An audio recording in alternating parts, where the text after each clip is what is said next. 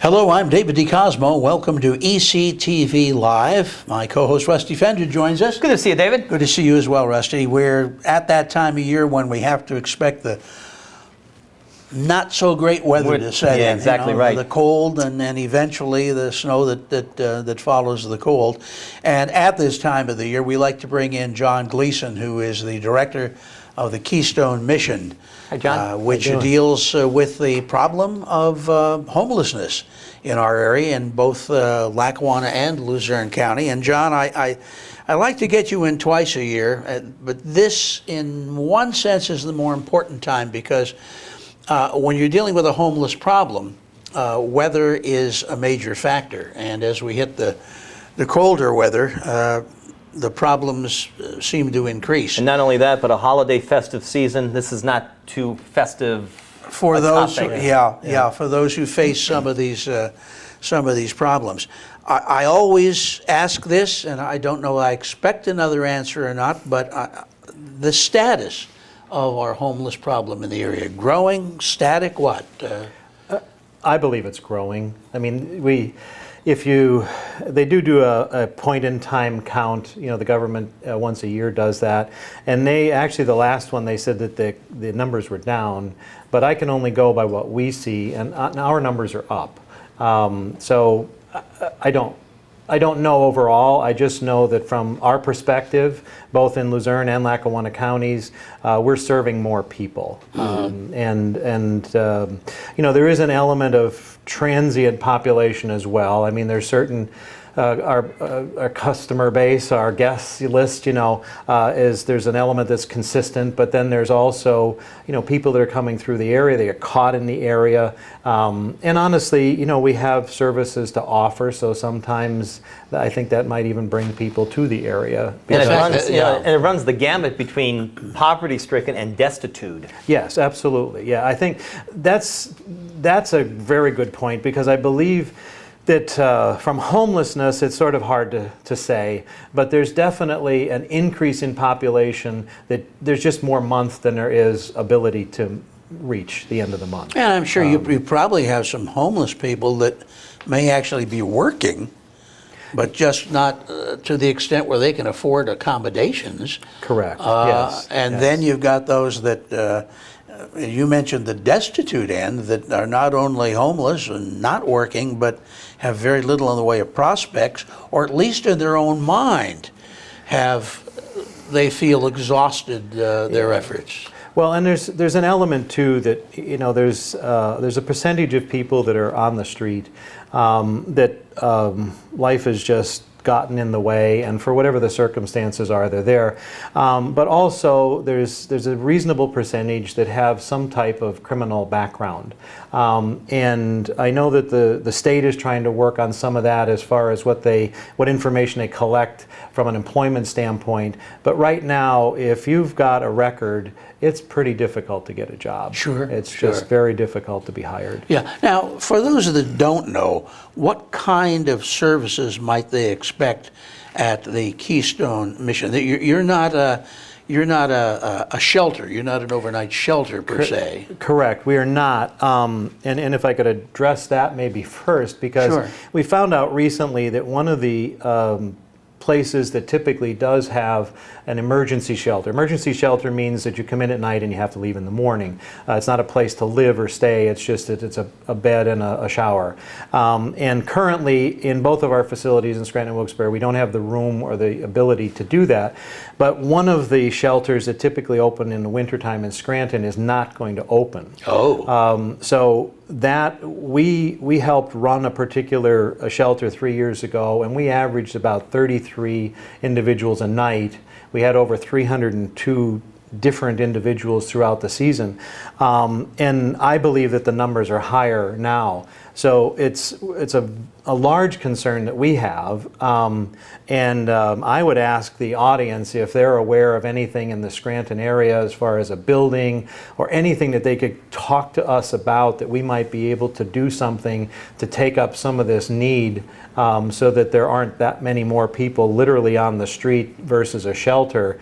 It's something that right now we're researching as much as we can through different agencies and the like to see if there's something that we can do, because it leaves a gaping hole, like a 50% hole. And the timing on that is rather crucial. Yeah, and we've been spoiled because the weather's so beautiful You're not right kidding. now Yeah. in October. But as you said when you started, it's gonna, one of these nights is just gonna switch and it's gonna be cold for months. Yeah.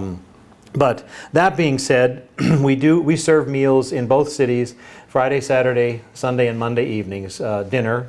We have what we call distributions, food and clothing.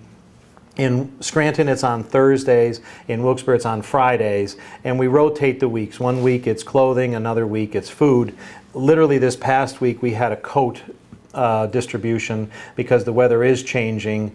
And now as it continues to get colder, we definitely have a need for clothing. This time of year, we have a significant need for more non-perishable food. Yeah. And in Scranton on Wednesday mornings, we have what we call Kids Clothesline, that is basically infant to 6th grade clothing, diapers, toys, things like that, primarily for single parents that they can come in and shop. And then in Wilkes-Barre, we have a long-term residential program for men, an addiction recovery program, where it's 3 to 12 months, depending on their circumstances and where they're at and what they're trying to put back together. And everything that we do based on donations. We don't charge for any of our services, and we exist because people, out of the graciousness of their heart, give us money in order to do that. On the heels of David's original question is, what's the ratio of males to females?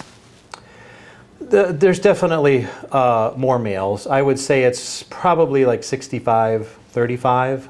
As far as who's coming through the door. Now, on distributions, that's a little bit reversed. There's many more women coming in, during the day for the distribution to care for their families and the like. Now, aside from those specific days when we have distributions, we always have emergency bags. If someone let out of prison, or they were thrown out of their apartment or something like that, we have food bags that are prepared that they can come in and get immediately. The same thing with clothes and the like. But on the normal course of things, it's a once a week as far as a distribution Do you goes. have families? Yes, we do. Yes, yeah, and we have broken families. We also have individuals who actually have a roof over their head. But through disability or health reasons or whatever, they just don't have enough to make ends meet. And in They got the shelter, but not the supplies. Yeah, exactly. That they need to Yeah, exist. I don't know for sure, but I have a sense that there's some people that come for dinner because it's a social event as much as a needy specific event. need. Yeah. Well, that could be important too. Yeah, that it's is- that's right. It's a need, That's but it's right. not a stomach need. It's an Yeah, emotional yeah. need. You're right. Yeah. How about a quota system? What do you have a limit on how many folks you can safely take in? Have you ever approached that limit, or are you at that limit now? No, well, I would say in both locations, we sort of max out as far as a meal, the amount of space to sit someone and have a meal, in between 60 and 70 individuals. And it fluctuates throughout the month a lot and of throughout the folks. weather. I can say that the church to which I belong serves a meal a month at the Wilkes-Barre facility, and it's filled. Yes. When they have the meal, Yeah. it's Okay, filled. yeah. Yeah. Sad state of society. Well, in Wilkes-Barre, there's we're right at the base of Sherman Hills and next to Interfaith Apartments. So there's a high percentage of individuals who at least have a roof over their head. Yeah. But there's just you have a few kids, you have a minimum wage job That or depletes no job, the weekly budget right there with one day. Sure, Yeah. sure. Yeah, we have special events where we pass out backpacks before school. Christmas is coming, so we'll have people. We register individuals and what their needs are, so that they can come and get the gifts that they specifically need for their families. Right. And then in Wilkes-Barre, we also have 3 days a week an after-school program for elementary school children. On Tuesday, Wednesdays, and Thursday afternoons, we have what we call Lighthouse, which is again, because of where we're located, most of the children are coming from one of the projects, but they can come and do their homework and have help with that. Because we're a faith-based organization, we also give them a little bit of a Bible lesson. Right, sure. Some snacks and the like, so that 3 days a week, we have that going on in between our meals. We have our meals Friday, Saturday, Sunday, Monday, and then Tuesday, Wednesday, Thursday, we have the after-school program. And the messages are good because with faith comes hope. Yes. That's right. Good point. And that's something that you really, and that brings up another issue, and I want to make sure that everyone watching is aware of this, that recently the Mission had a red carpet evening for a new movie that's out right now. And just from our conversation before we went on the air, and I know a little bit about the motion picture. John, tell us about this and why it has such an impact. Well, the name of the movie is the same kind of different as me. It's a true story. The writer, it was originally a book, and now it's been made into a movie. And the book was written by a fellow by the name of Ron Hall, who was a very rich international art dealer. I mean, the kind of stuff where millions and millions, $2, $10, $12 million type stuff. And the other author was a fellow by the name of Denver, who was a homeless individual. Well, Ron had some marital issues. His wife started volunteering at a rescue mission.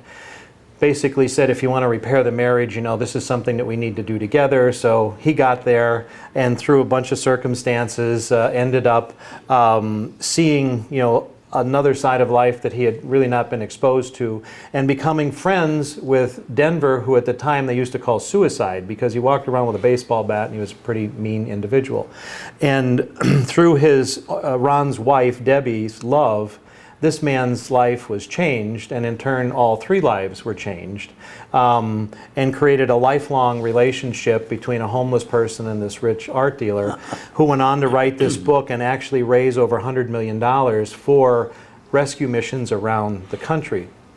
So the movie just speaks to the importance of us as human beings. I mean, it's about homelessness, but it's a lot more than homelessness. Relating to one another. Relating to one another, and the importance of who we need to be as people. And we as a faith-based organization believe that we're all created in God's image, so regardless of what life may have dealt us, we have the same value. But in some cases, how many times do we walk down the street and see a homeless person, and even without thinking, we just look away? It's almost a reaction. And yet, when homeless individuals are interviewed, typically one of the top three answers, if they had the ability to communicate to people, what is it that you would like them to know? And they would like us to know that just look me in the eye, treat me like a human being, like I actually exist. I think people have become rather jaded because, and I immediately think of, we had a couple of situations in Luzerne County where you had individuals standing in traffic, at least one of whom was soliciting money, supposedly homeless, and later police tracked him down to his car, and this was his profession. He was not at all homeless. Yep, you're right. But you read something like that, Yes. and now you immediately think twice. One of those situations ruin it for the entire deal. Yes. That's the Yeah. thing. Yes. Yeah. Yeah. And I'm one of this firm believers that the 80-20 rules apply to almost everything in life. And that's one of those where I don't really think there's 20% of the people that are fake homeless, but there's definitely more than 80% that are truly in need. Right. But like you say, that the little minority, plants a seed and then all of a sudden creates in our mind this generalization that that's the way everybody is. And I think that was the other part of this movie. When they interviewed the different individuals that were homeless, they weren't all drug addicts. They weren't all alcoholics, and neither are ours. There are people that have come in. We've had individuals in both locations that have been in jail for white collar crimes. They were six-figure income makers in New York, that did some things that weren't legal and ended up in jail. And when they came out of jail, they had lost everything: their family, their home, and so they needed a meal. The bank robbery robbers infiltrate with the investment bankers. It's like that, unfortunately. One of the individuals who work for us, everybody knows her as Ma Kim. Ma Kim was never on drugs, never on alcohol, but she was in a family situation where the family lost everything, and she ended up sleeping in abandoned buildings across the street from us 4 years ago. Now she has an apartment, and she's a part-time employee for us. So there's plenty of stories, and I think that's the issue. Do we really take the time to understand the story, or do we just prejudge because, and look, we all do that. We do that to each other, we do that to anyone, whether we've met them or not. But the need is real, and I think the issue is to be aware of the need versus that minority who works the system. And I guess in a sense the movie will perhaps awaken the reality in you that I would recommend, if you have the time, go see the movie. We had the opportunity with this red carpet event, we actually bought the theater, so anyone who was there, we could say what we wanted before and after, and we introduced some, a homeless individual so that people could see, where they were and where they are. And I'm actually hoping that this could be a spark in the Scranton-Wilkes-Barre area that could change the culture and how we look at homelessness and how we look at each other. Sure. And how we can change. If there's one thing that exists in the Scranton-Wilkes-Barre area is a strong faith-based. Doesn't matter what denomination you are, what you're brought up with. The reality is that, there's the vast majority of people believe that God exists. Part of believing that God exists is that He created us and we should care for each other. Sure. So if we can bring that back into our culture as the norm rather than the exception, we could change the culture. You have you brought something to show us Yes. that is kind of important, and I know you're looking for some help in sponsoring. What is this? This is what we call a relief bed. We hand out a lot of what we call bed rolls, which are basically blankets so that people have something warm. Right. But this is a little bit different because this is a foam bed mat that's completely water repellent, waterproof actually, so that this is something that can last the entire season. Put it down, you get an insulated factor from the ground. If it gets wet, literally it can be dried off, unlike a blanket. There's or a your dampness coat. barrier, which is a good thing on that. Yes. So you put the bedroll right on top. So you put the bedroll on of top this. of this, so you're not on the ground. And then inside that, we have a hygiene bag that has socks, hat, gloves, toothpaste, shaver, shampoo, soap, things basic like that. needs. All the basic Yeah. needs. And what we're looking for is sponsors for this, because these actually cost us some money. And for $20, you can sponsor what we're calling a relief bed, which will be up on our website in another day or two, where you can go and for $20 you can sponsor it comes in this case, carrying case, because this is rolled up, the center is hollow, so even from a convenience level of a homeless person, there's a whole bunch of stuff that can be carried in there Right. and carried around with a shoulder strap. And how about the material you put in there, these various hygiene things that you have? Does that cover the cost covers those The as cost well? covers everything that's here, yes. Yep. Yeah, and what we're looking at is, unlike a bedroll, if it's a rainy or a snowy, the transitional You only use it one temperature, time and it's soaked. it's soaked and it's gone, where this can last the entire season. Yeah. So that's what we're hoping for. I mean, we still need the bedrolls, the people that, love to quilt and Yeah. give us blankets, like we need those, we need coats, we need socks. But the advantage with this is that it's not a one-night use. So that's why we looked at it from the standpoint of it had some value to spend some money to, offer a better solution on the Sure, street. sure. Now, John, there are. You mentioned, for instance, that you have obviously these dinners that are served, a couple times a week, and you also give out food periodically as well. Now, we know that there is, for instance, in Wilkes-Barre, I know there's a soup kitchen. There's one in Scranton as well. Do you work closely with those other organizations to sort of try to coordinate as much as possible the services that you can offer? Yeah, actually in Scranton, with the meals in particular, we serve dinner the nights that St. Francis is closed. Oh, I see. And Okay. we're not open the nights that they are open. Specifically so that, we're not Not duplicate, overproducing. yeah, You know, right. It's not a matter of competition at all. You know, the issue is the care for the individual on the street. But if there's a need being met, well, then it allows us to maybe meet a different need. And it's a good way to spread it out. So I hate to say this, but you can't double dip in a situation like that as well. Well, that's Yeah. true. Right? That's You true, know, yeah. some people Yeah. will hog the situation and take it away from the mouths of someone who really needs it. That's true. Yes. Yeah. But this way, you know, we know that for dinner 7 nights a week there's a place to go. We're a block and a half away from St. Francis. Now Wilkes-Barre it's a little different because they're downtown and we're Right. you know up out of the town, so we sort of don't cross at all because we're in different areas of town, and particularly for the homeless, it's quite a trek. Yeah, but right along. the kitchen in Wilkes-Barre is not terribly far from the center. No. And Certainly within walking distance. Right, and honestly, one of the things that we are working harder at this point is to try to create a list, honestly, a collaboration with the other organizations, because if someone is already doing something, we don't need to recreate the wheel.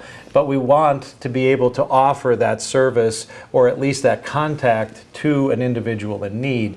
Because one of the things, honestly, even with the 211 number, you know, that you can call and find out all the services, sometimes that's difficult, and sometimes, you know, the cell phone doesn't work or whatever, you know, you don't have a piece of paper to write it down.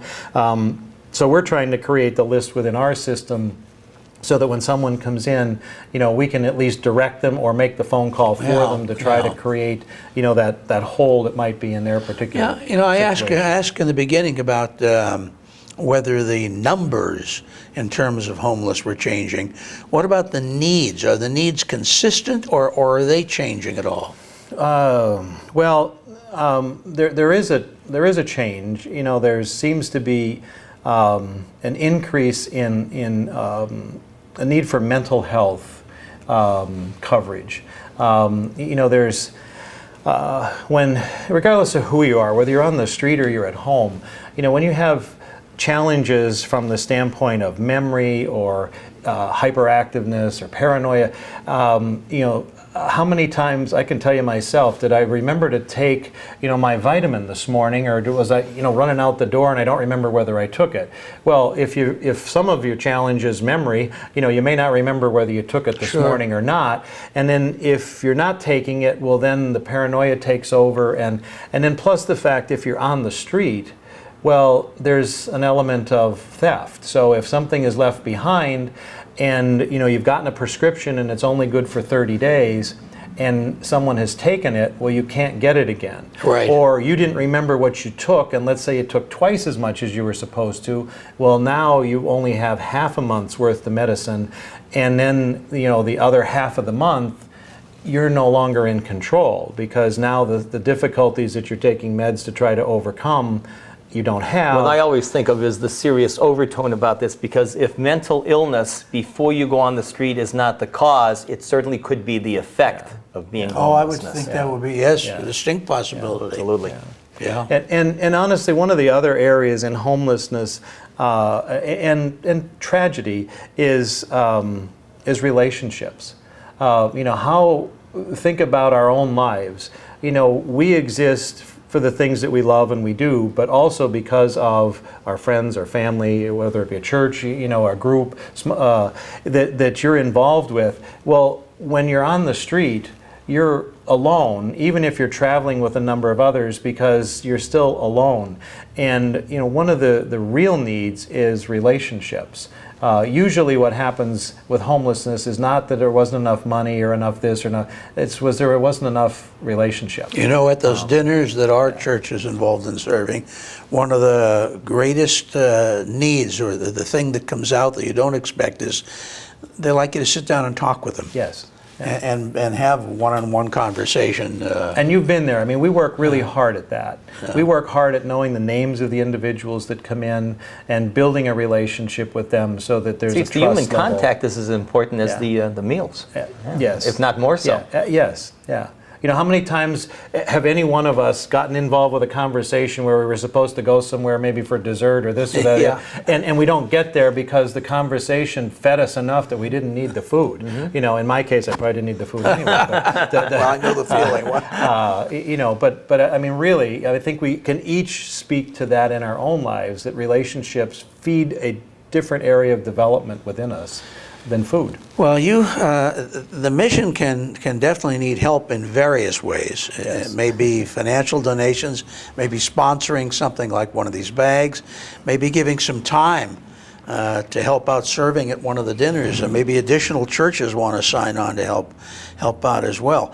I think this year is the most crucial in terms of finding out about the loss in the Scranton area of Yes. the one shelter You're right. Yes, for the it's winter. still And closed, so if you are watching and you can be of any help, volunteering, donating, sponsoring, maybe coming up with a few ideas Right. as to where Yes. you, John, and the mission can turn to perhaps generate another shelter this winter, that would be helpful. How can they get in touch with you? How can they find out about what you're doing and what you need?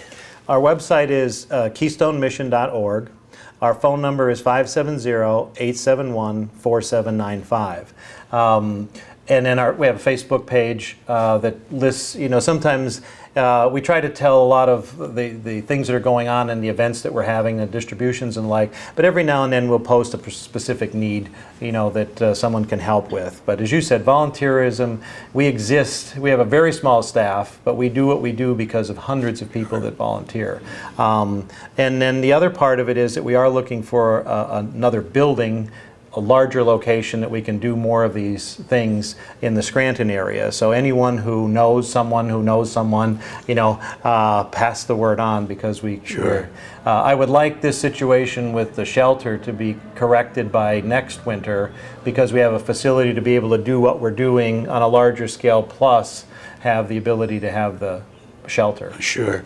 Well, obviously, interesting fall and winter ahead. Yes. for Challenge ahead. Keystone, Good luck, John. Mission. Yeah, good luck, John Gleason. Thank you so much for joining us.